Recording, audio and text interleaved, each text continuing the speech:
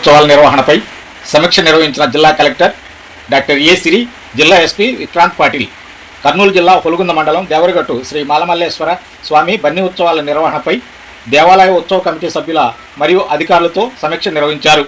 దసరా సందర్భంగా ఎంతో పవిత్రంగా జరపబడుతున్న దేవరగట్టు బన్నీ ఉత్సవాలను కేవలం రాష్ట్రమే కాకుండా దేశం మొత్తం ఆసక్తిగా చూస్తుందని, ఈ ఉత్సవాలను అత్యంత ప్రతిష్టగా, హింసకు తావు లేకుండా ప్రశాంతమైన వాతావరణంలో జరుపుకోవాలని వారు తెలిపారు.